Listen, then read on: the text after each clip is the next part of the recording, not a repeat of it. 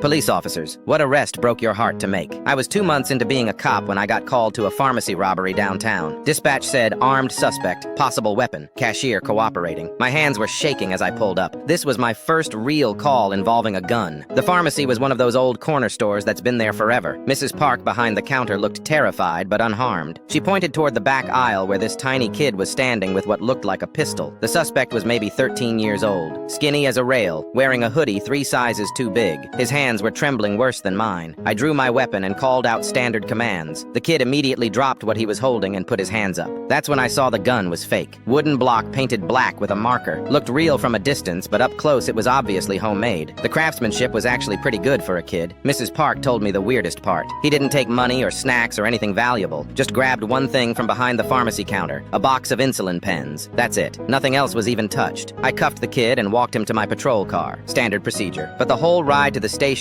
he wouldn't stop crying. Not angry crying or scared crying, just this quiet, desperate sobbing that made my chest hurt. Finally, I asked him what was wrong. Between the tears, he kept saying the same thing over and over. I didn't know what else to do. So I pulled over and turned around in my seat. Asked him to explain what happened. The story that came out broke something inside me. His name was Trevor. His older sister, Amy, had type 1 diabetes since she was little. Their mom, Rachel, worked 2 jobs but just got fired from the diner last week. No insurance. Amy's insulin ran out 3 days ago, and a refill costs $400 they didn't